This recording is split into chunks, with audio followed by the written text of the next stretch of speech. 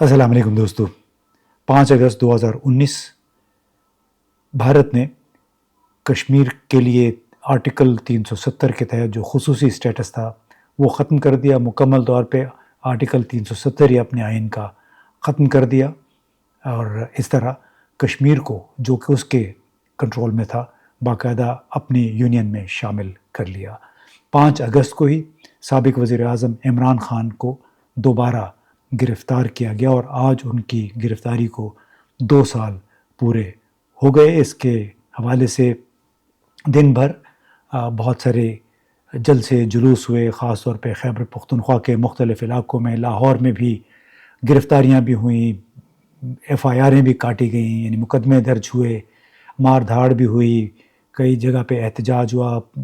خیبر پختونخوا میں کئی مقامات پہ لوگ باہر سڑکوں پہ آئے اور علی امین گنڈاپور نے وہاں پہ قیادت کی، جبکہ مرکزی طور پہ سلمان اکرم راجہ جو تھے وہ نگرانی کر رہے تھے. اس قسم کے احتجاج کی بنیادی مقصد تھا اس کال کے تحت کہ فری عمران خان اور تحریک تحفظ آئین کا یہ مطالبہ کہ ملک میں جمہوریت، جمہوری حقوق کو بحال کیا جائے.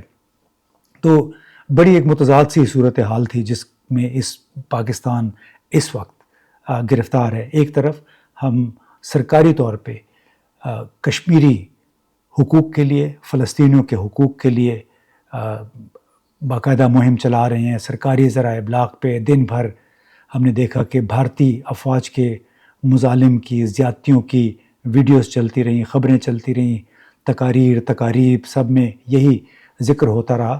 لیکن ملک کے اندر انہی حقوق کے لیے جو لوگ سڑکوں پہ آئے، جو لوگ اپنے رہنما عمران خان کے لیے سڑکوں پہ آنا چاہ رہے تھے، ان کا راستہ روکنے کی ہر ممکن کوشش کی گئی. کئی جگہ پہ کرفیو لگایا گیا اور آج ہی کے دن یعنی 5 اگست کو الیکشن کمیشن نے جناب کوئی 7 MNA اور سینیٹرز ان کو ڈسکوالیفائی کر دیا، کیونکہ یہ وہ لوگ تھے جن کو فیصل آباد کے ایک جج نے، خصوصی انسداد دہشت گردی کی عدالت کے جج نے 10 سال قید کی سزا سنائی تھی، کیونکہ ان کا یہ کہنا ہے کہ یہ 9 مئی 2023 کے تشدد کے مظاہروں کے واقعات میں یہ ملوث تھے. حالانکہ انہی واقعات کی کئی اور لوگوں پہ جو FIR کی گئی تھی انہوں نے پریس کانفرنس کر لی، آ کے معافی مانگ لی، PTI سے قطع تعلق کر لیا اور اس کے نتیجے میں ان کو ایک لحاظ سے معافی مل گئی. ان کے کیسوں کی پھر پیروی بھی نہیں کی ریاست پاکستان نے ان تمام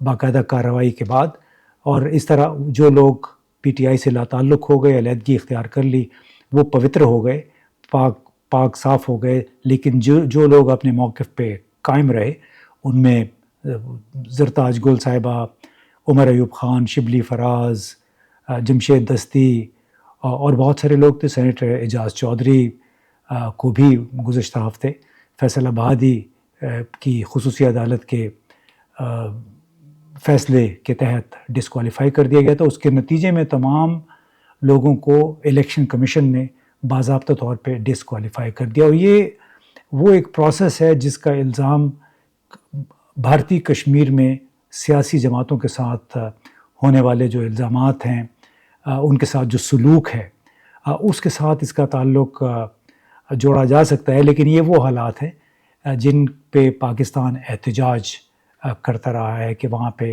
حقوق انسانی کے خلاف ورزیاں ہو رہی ہیں، جمہوری حقوق معطل ہیں، اور کئی لاکھ بھارتی افواج کشمیریوں کے ساتھ، ان کشمیریوں کے ساتھ جو کہ اپنے جمہوری حقوق، حق خود ارادیت کے لیے سرگرم ہیں، ان کے خلاف کارروائیاں کر رہے ہیں. اب بہت افسوس کے ساتھ کہنا پڑتا ہے کہ یہ اب خلط ملط ہو گیا کہ پاکستان آخر کیا چاہتا ہے. یعنی کیا ان حقوق کے لیے جدوجہد کرنے والے پاکستانی اور ہیں، اور اسی نوعیت کی آزادیوں اور حقوق کے لیے سرگرم کشمیری ان کی حیثیت کوئی اور ہے؟ ان میں فرق کیا ہے؟ فرق تو بنیادی طور پہ کوئی نہیں ہے. تو پھر اس کی اخلاقی حیثیت کیا رہ جاتی ہے اس قسم کے احتجاج کی، اس قسم کی جس طرح دن یہ منایا جاتا ہے 5 اگست کا کہ اس دن کشمیر کا خصوصی اسٹیٹس ختم کر دیا تھا بھارت نے. اب بھی مطالبہ یہی ہے کہ جی اس کو خصوصی جو اس کا رتبہ تھا کشمیر کا، اس کو آپ بحال کریں. لیکن مجھے یہ لگتا ہے کہ کشمیر کے نام پہ بھی ایک اس ملک میں گزشتہ 40 برسوں سے ایک لحاظ سے ایک صنعت کا درجہ اس کو حاصل ہو گیا. آپ کشمیر میں دیکھیں کس طرح وہاں پہ بے شمار فنڈز کشمیر چلے جاتے ہیں، ان سے کوئی احتساب ان کا کوئی نہیں ہے وہاں پہ. آپ دیکھیں کہ شاید باقی پاکستان کی نسبت وہاں پہ 4x4 جو جیپیں بڑی گاڑیاں موجود ہیں. کشمیر کی حکومت جو ہے تو وہ کئی میڈیا کے ایوارڈز میں بھی شامل ہو جاتی ہے، بڑی بڑی تقاریب کی وہ اسپانسرشپ کر لیتی ہے. اب معلوم نہیں اس کا بنیادی مقصد کیا ہے. تو ہم دیکھ رہے ہیں اتنے عرصے سے 1988-89 سے کہ کس طرح کشمیر کے نام پہ پیسہ لٹایا جاتا رہا ہے، اور اس میں چاہے وہ جہاد کے نام پہ تھا، یعنی وہ کشمیری جماعتیں جن کے جو کہ اپنی جدوجہد میں مصروف تھیں کشمیر میں، وہ ہوں یا پھر پاکستان میں موجود کشمیری جماعتیں ہیں، سب نے بڑے اچھے طریقے سے اس صنعت سے فائدہ اٹھایا ہے. پھر آپ یہ دیکھ لیجئے کہ کس طرح فروری میں پھر اگست میں مختلف مواقع پہ یوم یکجہتی کشمیر اور یوم احتجاج اور یوم استحصال، اس قسم کے بہت سارے دنوں پہ کروڑوں روپے خرچ ہو جاتے ہیں صرف ایڈورٹیزمنٹ میں. اور حالانکہ سب کو بڑا واضح یہ معلوم ہے کہ ان احتجاجوں سے میڈیا کے ذریعے اس تمام شور شرابے کا فائدہ کچھ بھی نہیں. یعنی وہ لوگ جو کہ الیکشن ہارے ہوئے ہیں وہ سڑکوں پہ آ جاتے ہیں کشمیریوں کے حق میں مظاہروں کے لیے.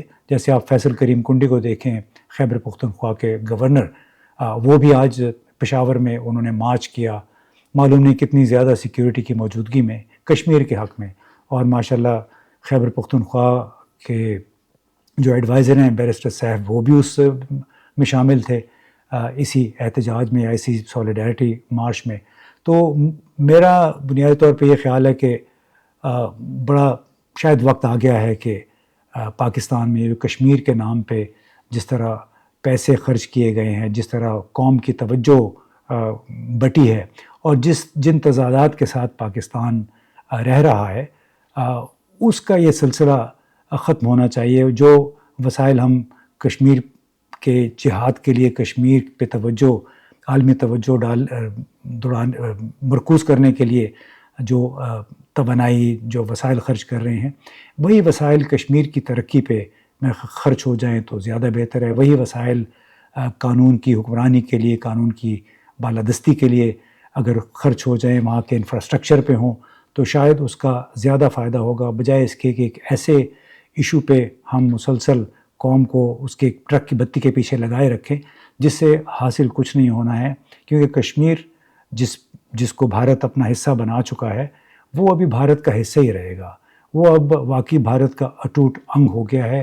اس کا نتیجہ کوئی تبدیل ہونے والا نہیں ہے. پاکستان کی عافیت میں سمجھتا ہوں اسی میں ہے کہ جتنے بھی وسائل، جتنی بھی توانائی، توجہ ہم اپنے اندرونی مسائل پہ اگر مرکوز کر سکیں، وہ اسی میں بہتری ہے. اس لیے کہ بھارت اس وقت بین الاقوامی طور پہ جس مقام پہ ہے، چوتھی بڑی معیشت ہے، اس کے سامنے پاکستان اپنے جو یہ والے اسٹیٹڈ مقاصد جو ہیں اعلان شدہ، یہ میرا خیال ہے کبھی حاصل نہیں کر سکے گا. کشمیر ان کا ہے. جو کشمیر ہمارے پاس ہے، ہمیں اس کو بچانے کی کوشش کرنی چاہیے، اس کو ماڈل بنانا چاہیے، ترقی کا ماڈل بنائیں تاکہ دوسرے رشک کریں، جو بھی لوگ وہاں پہ آئیں رشک کریں کہ واقعی یہ کشمیر جنت بے نظیر ہے، اور یہ کہ پاکستان نے اس پہ اپنی توجہ دی ہوئی ہے.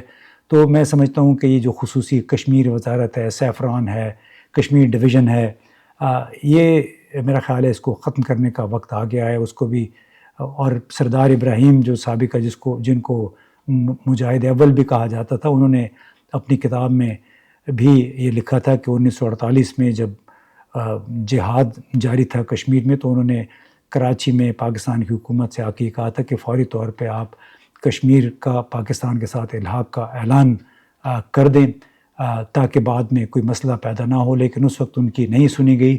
وہ سردار ابراہیم ہی تھے جنہوں نے اپنے کتاب میں اپنے ان غلطیوں کا بھی ذکر کیا جو غلطیاں ان کے بقول 1948 میں ہوئی تھی. 1947 میں پونچھ سیکٹر سے انہوں نے اپنا یہ جہاد کا سلسلہ شروع کیا تھا، اور کافی سارے علاقے ان قبائلی لشکر کی مدد سے انہوں نے قبضہ بھی کر لیا تھا.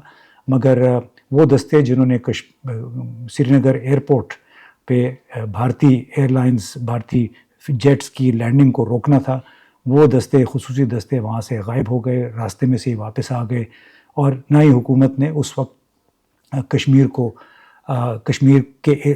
کے پاکستان کے ساتھ الحاق کی تجویز مانی سردار ابراہیم کی، اور اس کا نتیجہ آج ہم دیکھ رہے ہیں کہ بالآخر بی جے پی نے اپنے وعدے پہ عمل کرتے ہوئے 5 اگست 2019 کو اس کو اپنا حصہ بنا لیا، اور آج ہم جتنا مرضی شور مچا لیں لگتا ہے کہ یہ کبھی پاکستان کے حصے میں تو نہیں آئے گا، نہ ہی شاید اس کو آزادی مل سکے، اور یہی شاید پاکستان کے مقدر میں لکھا ہے، اور بہتر یہی ہے کہ ہم اس انڈسٹری کو، اس جہاد کی انڈسٹری کو مکمل طور پہ بند کر کے اور تمام تر توجہ کشمیر میں اور باقی پاکستان میں قانون کی عملداری پہ، تعلیم اور انفراسٹرکچر کی ترقی پہ مرکوز کر دیں، تو شاید طویل المعاد فائدہ پاکستان کا ہی ہوگا۔